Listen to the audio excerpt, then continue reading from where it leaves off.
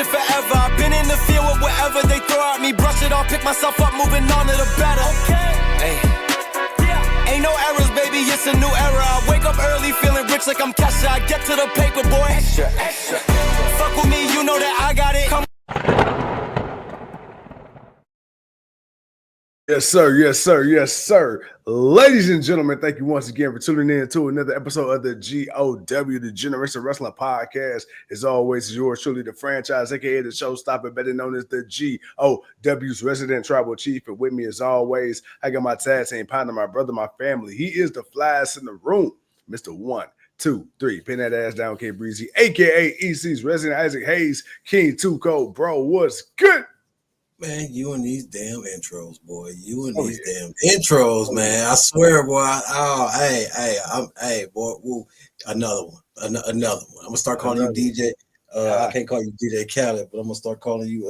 I'm gonna figure it out. I'm gonna have a name for you for the end of the show. I'm gonna have a name for you, man. But you definitely pulled off another one, man. Hey, man, you know what I'm saying? You know, I do what I can. You know, I say, you know, I wanted to switch up the video a little bit. And I'm like, you know what, man, let me just go see. Let me go on the Rolodex and see what kind of theme song I feel like, you know what I'm saying, that royal tribal chief status. You feel me, with the horns and everything. And my boy just flowing on that shit, you know what I'm saying? Yeah, most definitely. Yeah. You hit that one. Man. But y'all know what it is, man. It's your boys, man. It's the Wednesday Night Block Party, man. Hey, man, we here, man, to talk that talk, a little bit of AEW, a little bit of everything, man. You know, we always jump all over the place, but we gonna talk that talk. That's the most important thing, man. Bro, let's start things off, man. Let's go ahead and kick this thing out the way, man.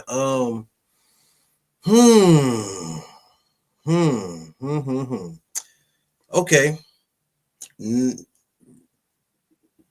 Ricochet and Swerve. Okay, let's go there. Yeah. Man. Yes, sir. Yes, sir. Come on. What you got for me? All right, man. Look. Okay, bro. Look here. All right, I'm gonna stop playing. Ricochet. Yep. His timing. That's what I'm gonna go with timing. His timing and how he talks, his presentation of this character. Yeah. Bro, man, did it dip or is it getting where we think it's getting, but it's just not looking. I'm almost confused, man. It's like 1 week, man, I love what I'm seeing. Then next week it's like, no, this. We kind of going backwards, but are we going backwards or is it still progressing? I'm just tripping, bruh. Ricochet is Ricochet, okay. And I'm gonna say this, it's funny because we kind of had a similar conversation last week. You know, hey, do we really just suck, or is this at this point by design, bro? He is leaning it, bro. Like he is. Here's the thing: he talking so much shit. You know what it's like. You know, I'm gonna tell you exactly what it's like. It's like you going to hang out with all your homies and your mama make you bring your little brother with you. You feel me? Like, that's what I feel like Ricochet is in this situation. He talking all this shit. Yeah, I'm gonna whoop your ass. I'm gonna do this. I'm gonna do that. And then you got big bro looking like, man, bro, shut the fuck. You're not gonna do shit. Like, he talk a good game. But, bro, like, you would just think that Ricochet was just straight just running through the AEW roster as if he wasn't getting choked up by Bobby Lashley about to get thrown in the trash can a month ago. It's like, you know, he talking all that shit. And then it was funny, too, when they showed the replay from last week, and he like, hey, nah, you're not getting your roll back. And then he did that dumbass shit again today. It's like... But the thing is, he do it with a straight face. And that's what killed me. Because it's not like he trying to, like, he don't do it then laugh it off. It's like, bro, he believed this shit. Like, he think he a thug. Ricochet think he a gangster, bro. Like, little Ricky, little Trevor. Like, little Trevor out here. And it's funny because, you know, he like, oh, yeah, man, you know, I'm a winner. I do like what he did with the Eagles thing, though. When he had the snapback on backwards, and he was like, yeah, you know, all y'all teams suck ass. And then he turned the Eagles hat around. He said, I roll with the winners. So it's like, it sucks. But here's the thing. I don't go into his promos anymore expecting anything more than what I get. It's like, bro, please, just stick with being mid, because here go the thing. Promos aren't your thing. We know that. So why not play into it? Because now if you try to have these elaborate ass promos and you trying to force yourself to be somebody you're not, which is a guy that can confidently talk on a mic, it's like, it's killing it for me, bro. No, just go ahead, bro. Just be the asshole you are. Just be the little piece of shit you are. And, just do you, bro. Just do you. But I will say, Nana kind of fucked me up at the end, though. I ain't gonna lie. I was gonna get to that. We were gonna get to that. But I had to get Ricochet out the way. Let me ask you this. Though. Is Ricochet losing you, though? He's not. That's the thing. That's why I had to ask this question, because I was like, damn, he's annoying, but he's getting booed. Yeah. He's annoying. He's getting booed. But this is stupid. But he's getting booed. Oh, what am I watching here, man? Like, am I buying it? I guess because I want to see it develop more outside of Swerve. I guess that's like right now it's developing with Swerve, where it kind of started, where it stemmed from. That's the whole reason why he attacked him with the scissors, and because we had the New Year's TP party for celebration for Trevor in the middle of the ring after he had lost. Yeah. So I get where it stems from.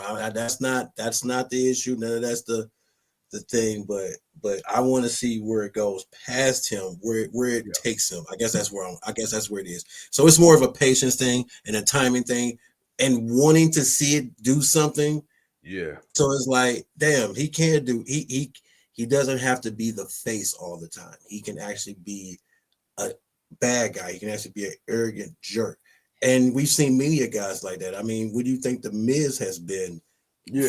For his whole career, he's been the loudmouth know-it-all that thinks he can beat everybody and he's better than everybody, when we know he's gotten his ass whooped majority of the time, but he's had success. We can't disregard his success. So I'm not saying he's the Miz, because obviously he does not talk like the Miz. Yeah. That's the one thing the Miz has always had in his back pocket. He can work the microphone. Always giving him that. But for Ricochet, it's like, I know you're terrible on the microphone, and then you do that laugh at the end.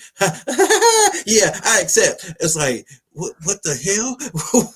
Why? It's like that laugh. He changed it up every week. Man, it's like he added something to it. It was an extra. It's somewhere in between there, man. I just. That's why I had to ask. That's why I'm like, bro, is this? He hasn't lost me, but. It's like, you know what? You had the perfect response. I shouldn't expect anything more than what I know, and what I know is what I'm seeing is that he's not that great, but he's leaning into it by being the jerk, and it's working for him. Because hey, if they were crickets, then you know it wasn't working. What up, Earl, man? Says, did I miss anything important? You missed a pretty good match between Orange Cassidy and Takeshita for the AEW International Championship. That you did just miss. Very good match. But we'll talk you through the rest, man. We got your back. But so Nana, like Savion. Okay. He's still, I can't stand you. I can't stand you. Why, man? We were on the road. we was on such a good road. Hey, you know I got your back, man. Yeah, I know that I ain't never got the question, man. That is for sure. I ain't never got to question that. Man. Okay, Nana. Nana, at first the way he came out, I'm like, all right, man, you trying to get Swerve motivated, like, let's stop playing around with this dude. We know he's a little off the hinges, but you're still the most dangerous man in AEW. You need to get back to being that, and you need to put an end to this thing real quick. But also, I need you to get what's priceless to me. Yeah, that's really what it is. It's what the robe symbolizes for Nana. There's nothing important other than it's personal to him, and what he's gone through this wrestling career and all this other stuff, and who he wrestled with and all that stuff. That's the only thing. The whole, I don't know if I can do this anymore. Like, dude, it's a road. First of all, ain't nobody ever try to take this road. And you know you was gonna take some shots. The best managers take shots for their clients. Like, I'm sorry, Paul Heyman taking many a shots. MVP is taking a few shots. Like the great managers, Bobby Heenan, Jim Cornette, Honky Tonk Man, not Honky Tonk Man, Jimmy Hart. I was getting people mixed up because he walks around with the damn microphone. But they've all taken shots, you know what I'm saying, for their client. So what did you read into that? Because I don't want to think I don't want to say Nana's turning on Swerve, but is that a possibility? So Really? I thought of this in two separate ways. The first one was the importance of the road. I think it was because if you listen to Nana, he like, yo, I need you to get back to being that psycho, man.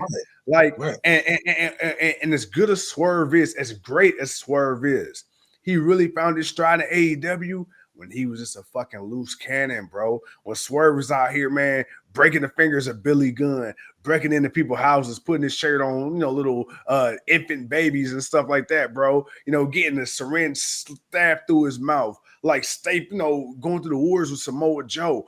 That's when Swerve was at his best. You know, everybody loved the dance and everybody loved the Who's House, but I feel like Swerve was kind of like, I don't want to bring race into it, but Swerve presented a different type of character that we usually see out of black wrestlers. You know, Swerve, he incorporated the hip hop and all that with Nana dancing and all that, but Swerve was more like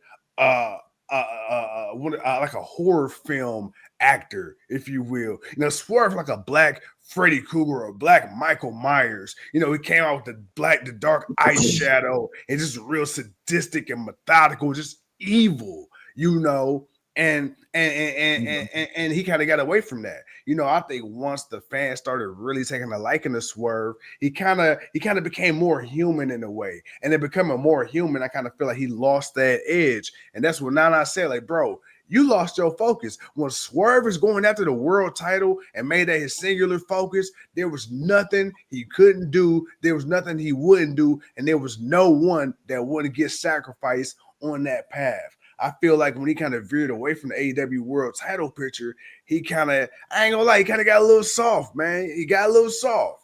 Like, bro, like the old Swerve would have never let Ricochet get away with taking a 9-9 robe like that. And then walking back out today? Nah. Earl, we're gonna test that theory this Saturday. We're gonna test that new rating system this Saturday. Okay, here's my slight pushback on what you're saying. For Swerve, you're not wrong as far as the mentality, but I don't think he needs to go to that far of depth. I think he needs to have the motivation, but not so far, you know, being the heel. And you got to remember, that's what he was when he was doing all that. He was a heel. Right. He wasn't a face. He wasn't the fan favorite. He was getting booed, but yet he was also a fan favorite because people liked Swerve. People wanted to see Swerve come up. So the fact that he was going through this thing with Heyman Page and he was doing all this stuff and people were booing him, but we still wanted to see him. So now you get to the Samoa Joe stuff and that whole grind. You want that. That aspect, I think that's what you want. And I think that's what Nana wants. I think he wants that. I don't think going back to being a heel, I'm not ready for him to go back to being a heel. I think he can kind of be the lunatic fringe that Dean Ambrose was, but Dean Ambrose was a face. But Dean Ambrose did stuff in the ring that was still lightweight, borderline, but you know, he did, you know, everything else was in a way where, you know, you still cheered it. He fought, you know, he put you through a battle. You weren't just gonna, you know, dance around with each other and do the tango. Nah, we about to beat each other ass. So Swerve can, I feel like maybe that was that's how I took that meaning. I didn't take it Yeah. as he had to go back to being a straight, menace. Like, I don't think he needs to go. You still got too many. You got too many other heels in the company to be a menace. You need a guy like Swerve that's really over Yeah. right now. And you got the Hurt Business on that side. You need Swerve on the good side. So you keep him on the good side. At least the anti. I'm still a little rough around the edges, but Yeah. I whoop no ass. But I still love the kids. So you need my man to still kind of be that way. But I don't disagree with getting back to, it's time to get back to the AEW title picture. And hey, honestly, that's and I want to kind of jump through. I want to kind of jump places, because them saying that their match at Revolution, the winner gets a title shot at the AEW World Heavyweight Championship. I now want to jump back and forth. The show started off with Colt showing up in an ambulance match. He already Concerto Pac, he's out the picture. Now he's going to go after everybody else. So then we get to that.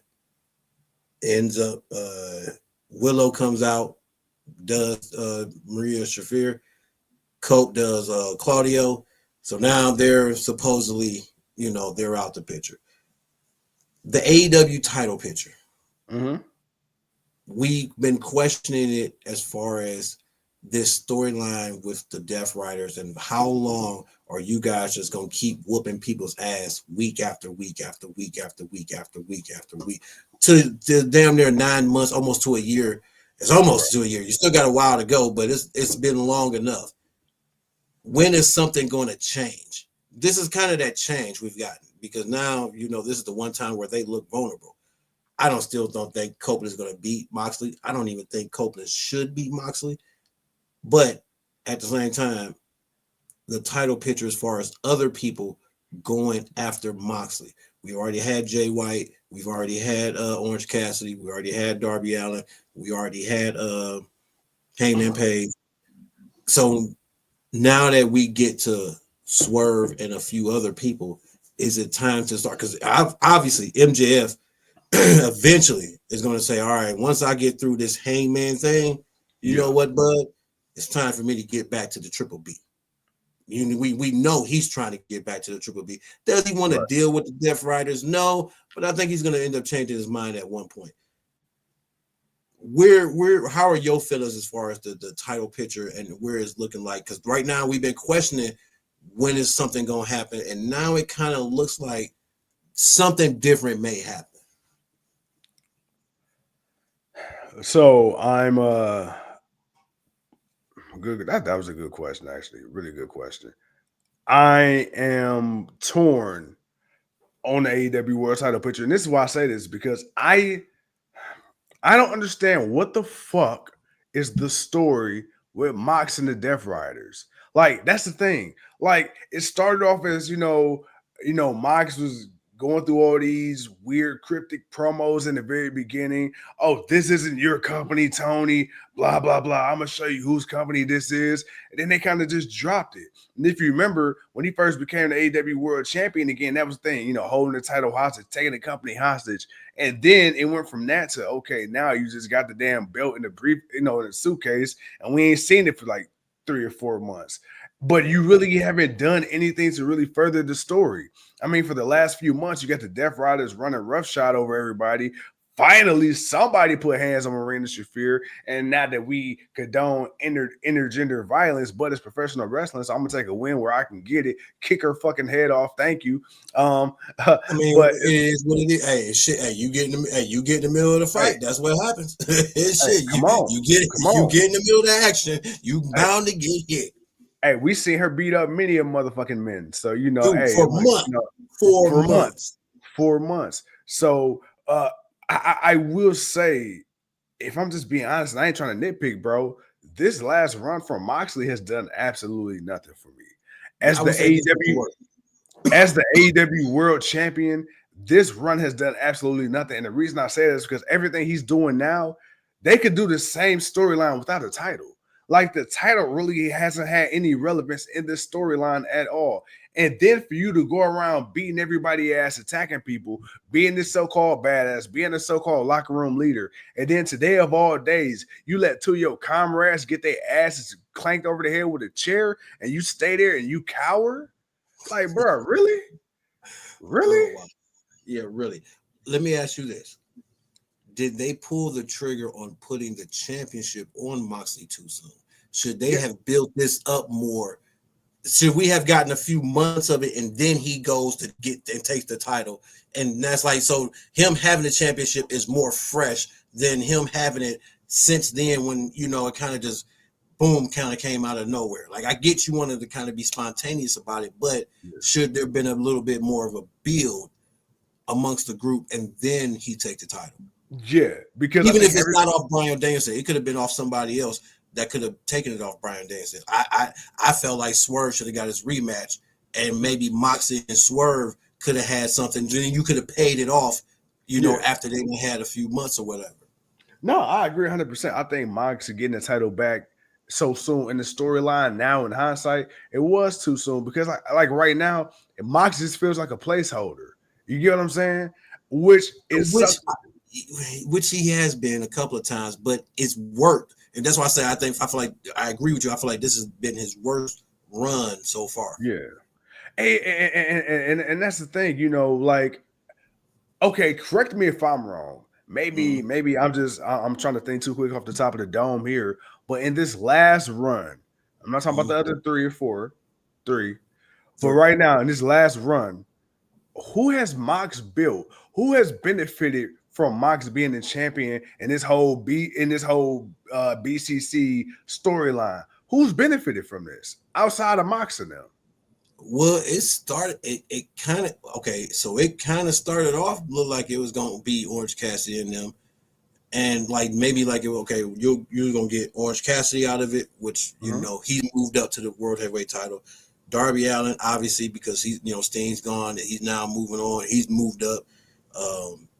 With the fact that you had Jay White, someone you needed to move up, kind of bring along, do more with. People been wanting to see more of him. So it wasn't like it didn't start off that way. And then you added Hangman Page. So it wasn't like you didn't have 4 or 5 guys. It was like you had ready to go. You kind of gave us all of them at one time. We had the Fatal 4-Way.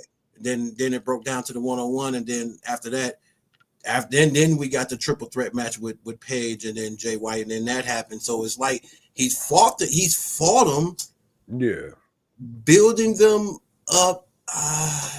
No, not like the previous.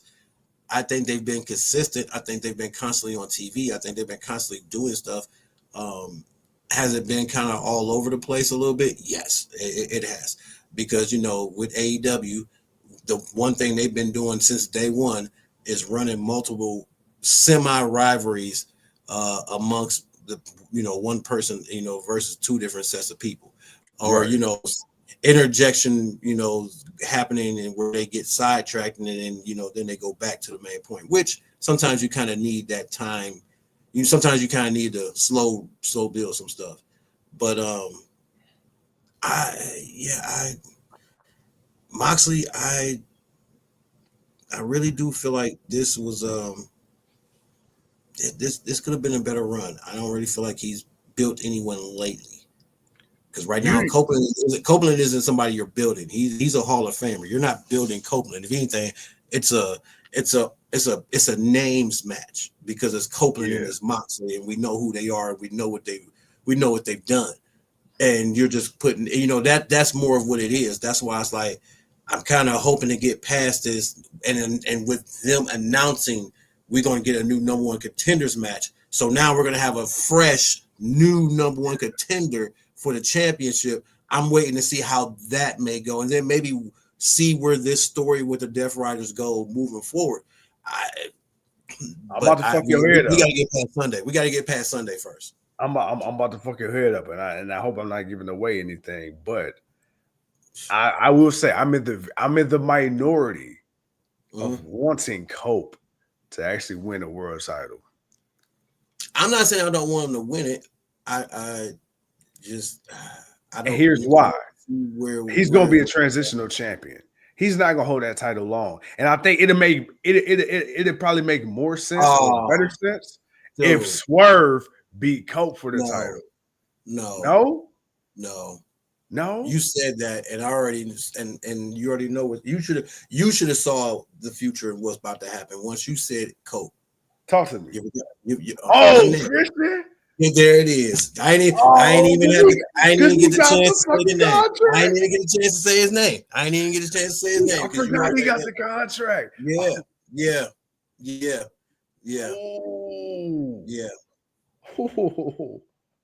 Damn. Because you got to run that back. Eventually, they got to touch. Hey man, that's potential. They could do that. Earl says, man, oh no, I absolutely condone intergender violence. I've been calling for it. Well, Earl, shame on you, sir. But no, AEW actually been giving you a little bit of mixed matches, or TNA definitely been doing a lot of them. Earl says, man, he didn't cower. It's the golden rule. Ain't sense in all of us getting our asses whooped. Somebody got to die. Somebody got to drive us home. Hey, you know what, man? Look, that still ain't right, Earl. Hey, man, you got to help, right? Saying all sense of all of us getting our ass whooped. Somebody still got to make it. I don't want Copeland to win unless he retires shortly after. Yeah, no, him and Christian are gonna run it back. Yeah, man. Will the AEW championship be on the line for it? There's a possibility for that. But I guess we're gonna have to figure that out next week when we do our predictions. But right now, man, I just kind of wanted to get the thought of the title picture right now and just where we're going, like, because now I feel like now maybe with like I said, with them announcing, okay, here's this new number one contenders match between Ricochet and Swerve. It's like, all right, who you going with? And it's like, one can just see. Come on, could you see Ricochet winning and being the number one contender to the AEW championship? Yep, because what's to crazy? John Moxley though, bro. Not to Copeland, to John Moxley. Yeah, because. And here's another parallel universe scenario I ran in my head, during the show tonight. Dynamite. Ricochet could be the catalyst for the breakup of Swerve and Nana. Think about it. They already teased the breakup with Swerve and Nana when the Hurt Syndicate first came on the scene and MVP was going on this recruiting a black man trip. So they already teased it. If there's one thing I will say about Tony Khan, say what you want about the booking, say what you want about the shows, say what you want about the matchmaking and the titles and blah, blah, blah. That man is known for tying loose ends. And if you're going to think about this, Nana didn't say what he said. Nana could have left. He could have said, hey, man, look, I need you to go out there and be this. I need you to win for my legacy. He could have left it alone. Now, Nana added the caveat. But if you can't, I don't know if I can do this no more. Nah, bro. Because here go the thing. Me and you, we know a thing or two about relationships, bro. Hey, he said the quiet part are allowed. That's something he's been thinking about for a long time. Because what he started doing, he started naming all the bullets he took. Bro, that's what you signed up for. You the representative of this man right here. Bro, that's what you are. When he started naming, I took a bullet from MJF, I took a bullet from XYZ, Hangman, and all this shit, bro. We already know what you did. What's understood ain't got to be explained. Only what's that got to do with you getting your roll back though? You could have just left it at Ricochet, but now you bring up past shit as you saying, "Hey, bro, like I'm tired of sticking my neck out for you." Okay, bet, because now you pretty much telling me, "Hey, bro, if I lose, you done with me." Now you've been done in the first place. Now it's just the way out.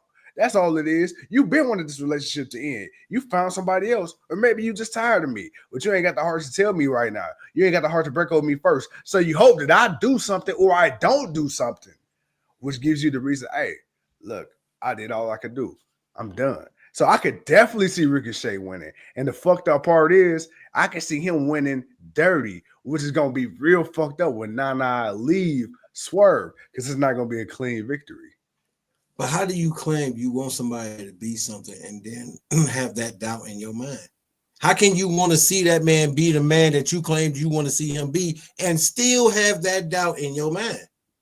Bro, because at the end of the day, you killing two birds with one stone. If he wins, he gets his role back. But if he loses, hey, bro, that is the perfect excuse. Hey, look, hey, bro, you my dog, we family, but we've been doing this thing for a minute now. You Hey, don't want to bro, come out and do the bro, swerve while you drive, he man. gonna It say, he won't gonna work say, as well with Ricochet. With but Ricochet, he let me gonna have to come think. out and be doing. He gonna have to do the little Kim when he comes out and do the Ricochet.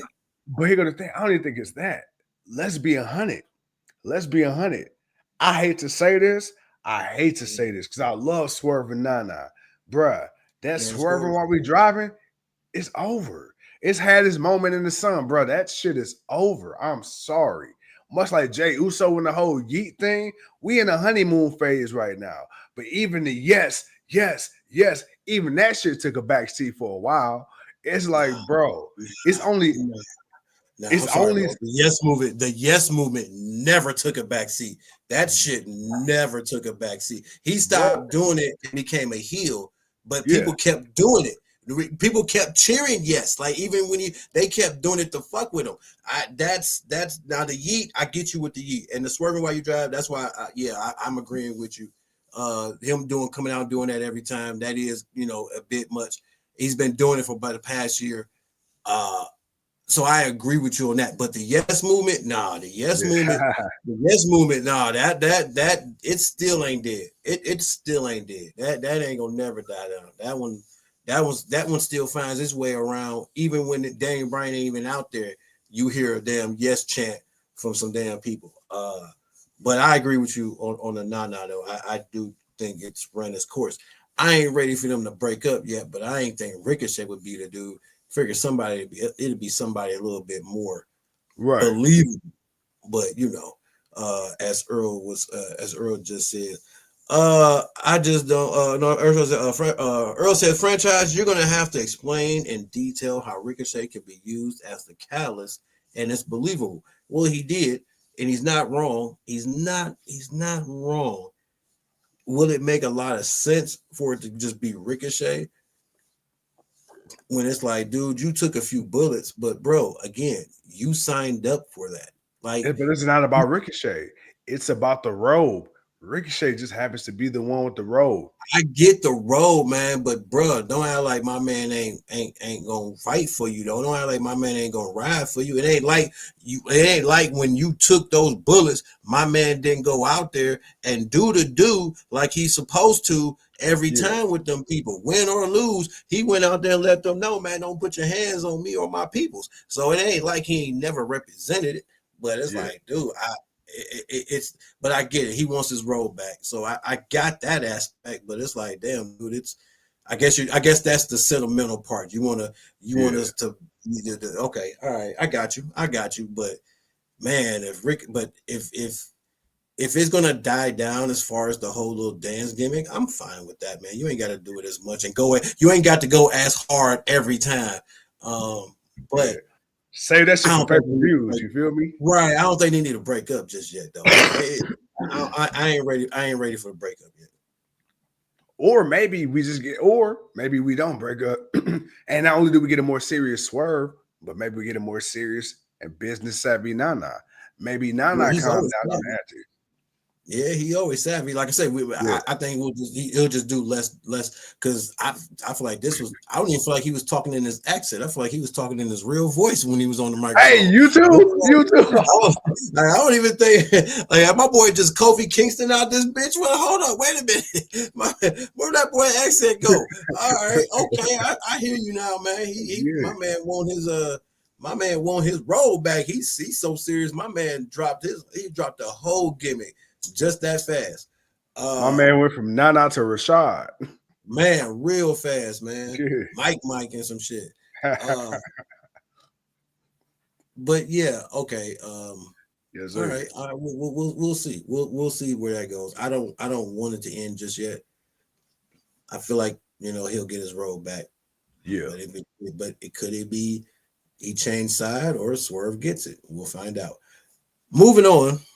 He says, I'm going to figure out where Nana goes after Swerve. Trying to figure out. We'll find out. Yeah. Bro, what else happened on the show tonight? Oh, so the Monster Machine, Brian Cage and Lance Archer, they gonna fight the Hurt Business. Oh no, yeah, they gonna fight the Hurt Business. They won that match. And we're gonna get that for Revolution, man. Obviously, man, they already talked about the girl from Japan. I forgot her name that fast. Damn, you know what's crazy? I did too, and I remember her name on purpose just because we don't see her on TV. And I did the same thing. And I said, okay, cool. I remember that. And then got distracted and forgot her name. But they did a little interaction. So then of course, like you said, you got to see Deonna Purrazzo come up. She lost to girl Cameron, who had a nice little showing, man. I didn't think she was gonna win. At first, I ain't gonna lie. Deonna, boy, she's the Virtuoso. She's still the Virtuoso. I ain't worried. She could take this little hiccup, but I need TK to go ahead and get some women's tag team gold in the company because if there's anything else, you got enough men's titles. You need one more women's title, and you need to go ahead and bring the women's tag team titles because I think you got enough to the point, or at least where you got enough women to where you can do a few teams, and then when you got enough people back, or you figured out who you're gonna do for this and who you're gonna do for that, then you can flex out the rest for the tag team division and let that work. You got to get it. It's gonna be a slow build, but you're gonna get there. We're gonna get there. Bro. But other than that, man, Will Ospreay beat the Bounty Hunter. Him and Kyle Fletcher steel cage match. Hey, fucking bad apple. Dude, fucking bad apple. Dude, Will Ospreay. Man. Fucking GOAT, man. The fucking GOAT. He is. But does he need to slow it down? I knew this question was coming eventually. Yes. And the reason I love AEW and the thing I love about AEW is because they don't try to constrict or confine the wrestlers' in-ring style. But on the same note, that's kind of what makes WWE the well-oiled machine they are. Is because there's a certain style, a certain pace, even amongst the luchadors and the big guys.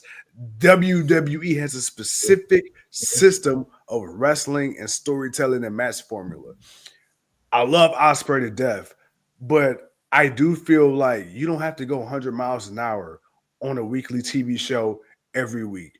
You don't have to go 100 miles an hour on the Dynamite. You don't have to go 100 miles an hour on the Collision, because then when you get those big match moments, when you get those revolutions, those all-ins, those all-outs, I don't want you broken up and beaten up. Everybody got a certain amount of holes to punch on their bump card. Use that shit wisely. And I will say Ospreay does take a lot of unnecessary risk and unnecessary moments. If this was like a super big payoff or big blow off, whatever the case may be, sure, do it. But that is something I did notice, man. Ospreay, man, he always go balls to the. That's what I'm not gonna say an issue, but that's what we were saying about Penta and Rey Fenix. Now, especially not seeing Penta in WWE, you see Penta kind of pull it back a little bit, like he still do some crazy shit. Well, Penta ain't out here, bro, putting his body on the line to the degree he was in AEW. AEW, man, bro, was just flying out the ring, just saying, "Fuck it, if I miss, I miss."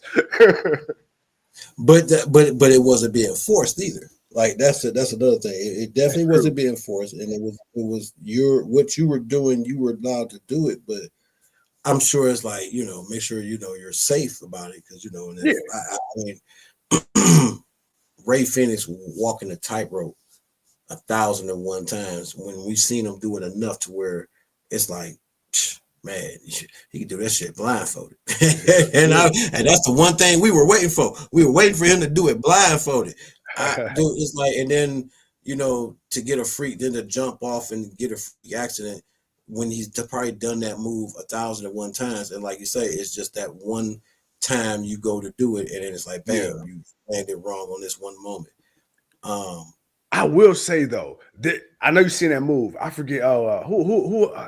I'm drawing a blank. Who did he fight tonight? Who? Osprey. Oscar, yeah. The bounty hunter. Thank you. Yes, thank you. I forgot that Yeah. quick. So there was a spot where Keith was down on the mat, and I don't know how the fuck he did this because I thought he was going for just like a standing moonsault, and he did like a moonsault twisty kind of spinny thing. But even Taz said the same thing, like, bro, he make that shit look effortless. And I think that's the thing. He's too fucking athletic for his own good. Because bro, the shit that he does, he makes it look so it's probably not shit to him. So we thinking he out there like, hey, bro, calm down. He probably like, bro, this ain't shit to me. I can do this in my sleep. Like this is 80%. You think Yeah. I'm 100%? You ain't seen. We'll see 100% when we get to next Sunday for the pay-per-view. We're gonna see 100% in that steel cage match with Kyle Felcher. But right now, man, he's been operating at 80%. But that's the problem. It's like, damn, that 80% look like 100, my boy. Man. Slow it down again. I need to slow down the real time. Don't just slow down, man. The present time. Slow down the extra time that you get, man. Because, geez, dude, I think of Kenny Omega, and Kenny having the injuries he had, but yet still going balls to the wall that he was going through in matches with people. Some matches he run through people. Some matches, dude, you're struggling more than you should against somebody. So you're in there longer with somebody than you should be. So that I just had to ask that, man, because I want to see my man around for a long time. I definitely want to see him around for a long time. What else happened on the night? Oh man, other than the Concerto action, Takeshita, Orange Cassidy, AEW International Championship, the winner is the face said man that we were talking about, Mr. One Omega, Kenny Omega. Bro, what did you think of the match? Like, just to see Orange Cassidy back, Takeshita, first time, going one-on-one. For two guys that are having a first time one-on-one match. Yeah. I thought it was pretty good. They didn't oversell the strength difference between Cassidy and Takeshita. I thought it was perfect because Orange tried every little one of his tricks, and a lot of it did look weak to Takeshita because we know he's more stronger. We know he's more ruthless. We know he's got that. He'll just look at you like, oh, you hitting me? You think you hit? Oh, let me show you what a real slap or a real kick is, and then wow, bust your shit open. What was your thoughts on the match, man? I'm gonna say something. I don't know if a lot of people agree with me, but it's my personal opinion. We already know that Takeshita is one of the best technically sound wrestlers in the world. I'm going to extend that same sentiment to Orange Cassidy. Orange Cassidy, to me, is one of the best wrestlers out right now. I'm talking AEW, WWE. I don't give a damn where you put him at. I know a lot of people might criticize his style. Like, we got a lot of traditionalists who don't like the fact dude come out and, all denim outfit and he got his hands in his pants. He wrestled with glasses on, bruh. It is what the fuck it is. I mean, you had a goddamn dude wrestle as a fucking zombie for 30 fucking years and you believed it. You could believe a human with his hands in his pants, okay? So, with that being said, like, Orange Cassidy, to me, he has solid matches. Like, and I'm pretty sure if I really go back and go through my Rolodex, I can pick out a few bad matches objectively. But 9 times out of 10, bro, when you throw Orange Cassidy in the ring, whether it's somebody his size, rarely smaller, but usually bigger than him, bro, dude put on a hell of a match. So I thoroughly enjoyed this. And again, Orange Cassidy is one of those guys, man, one of those AEW originals where we're like, bro, I want to see him in more of the main title picture. The TNT is cool. The Continental was cool. I mean, right now, currently, it doesn't make sense because of the other storylines that you build in with the world title picture. But, bro, like, come on, man, put my man in some more pictures. I mean, no, some bigger title feuds, man. Let my man show that he is the main eventer that he is. Yeah, no, I definitely agree with that, which is why, seeing him in the main event tonight, even if it is the international championship, it was a great match. Yeah. You know what I'm saying? You don't get to do the main event unless you know you're gonna be main event. And Right. we've seen him do many of those. So I agree with you. Yeah, the gimmick is what it is. But as far as the match tonight, I thought it was a solid main event match. They had a couple of moments. The beach break on the announcer's table. Hey, I I will nitpick a little bit the fact that he struggled to pick up Orange Cassidy, but I understand. Yeah. Like, bro, you've been picking his ass up and slinging him around all this time. You can't pick his ass up to power bomb him through the time. Like, come on, man. But it is what it is. You have to sell the move. But I thought the finish, and me and you talked about it, man. That flip, where boy, Orange came around, and it was right before the pin. It was the one counter where Orange got the flip over, and boy, Takeshita's head. Whoo, man, the inches that were there, for that to be executed. But the tuck had to tuck, like he tucked the hell out of that. Yeah, man. That was just crazy, but I thought it was a good back and forth match. Earl says, man, franchise is in his Louis Vuitton bag tonight. He said, yes, sir. You're balling, man. He's out there young fire, man. Fuego. Hey, I mean, hey, look, tonight, I just paid a little extra attention to AEW. Last week, your boy was sick, man. I was out. I was down for the count the whole entire week. So I wanted to make sure, man, this week, we come in. Hey, look, it's a busy week. Tomorrow, we got predictions. We got pay-per-views next 2 weeks. I'm trying to be on the ball, man. I'm trying to be on the money, baby. Right. It's WrestleMania season, ladies and gentlemen. Oh, man. Yes, sir. WrestleMania season. It's that time of the year once again. Man, it's funny because, damn, I could have sworn we just did this shit last year. Like, man, didn't Cody just go to finish his damn story? So now this year he's not fighting in the story. The first WrestleMania without Roman Reigns. Bruh. Yeah. In 5 years. Yeah. That's wild as fuck to think about. Right. Like Roman Reigns won't be. And maybe that's what it is. You got to think about it. You got everybody else doing something, but where's the tribal chief? Who is he fighting? No one. Who is he getting into it with? No one. And you think you about to have a WrestleMania without Roman? Nah. No WrestleMania without the guy that everybody hated seeing him win all the time, but yet, goddammit, we still put the ones up. We all put the ones up, regardless of what we complained about. We all did this. We all did it. We all did it. And he's not going to be on WrestleMania. Wow. I don't believe. I don't believe it. There's got to be something that going on at Elimination Chamber, man. Something's got to happen. And you're not telling me that the tribal chief ain't gonna be a part of this. You ain't gonna have the tribal chief. I still question how he did into. I understood the injury angle. Now, if you're telling me somehow that's gonna pay off and we're gonna get a Seth versus Roman at WrestleMania, okay, cool.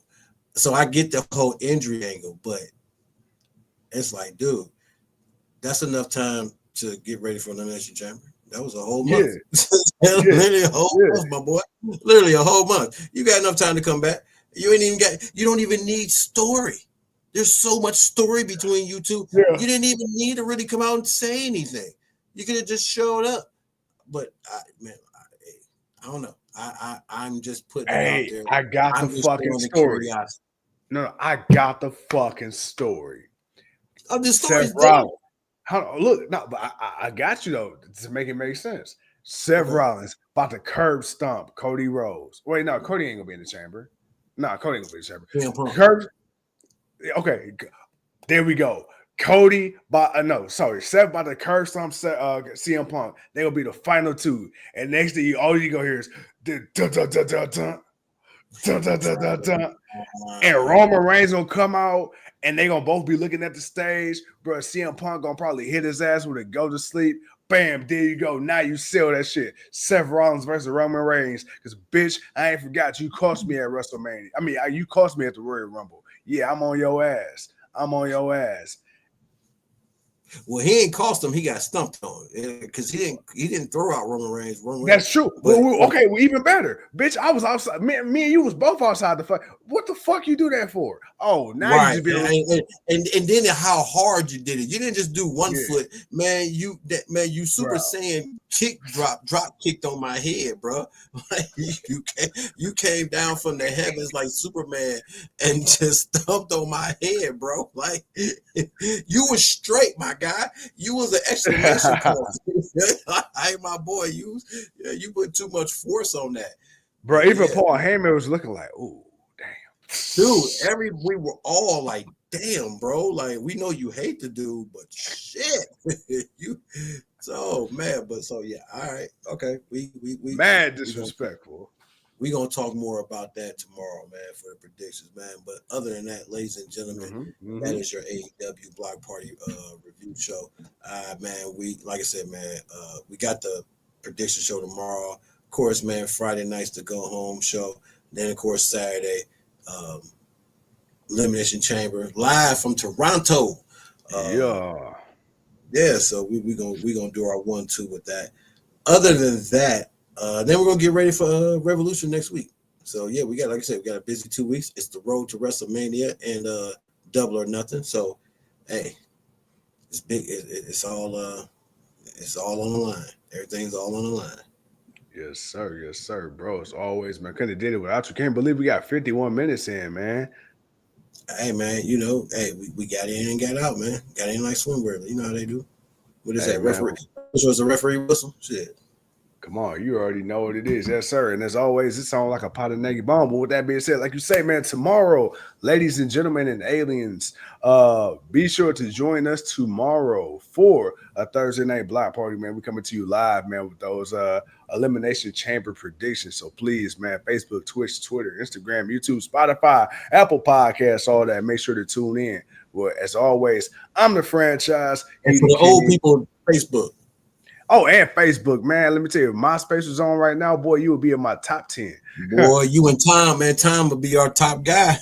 Come on, you already know what it is. Oh, man, MySpace is my shit. Goddamn. Oh, shit, man. Oh, no, man. But go ahead, man. Hit that button, bro. And with that being said, you can also follow us on Tagged. And until then, peace. You're it.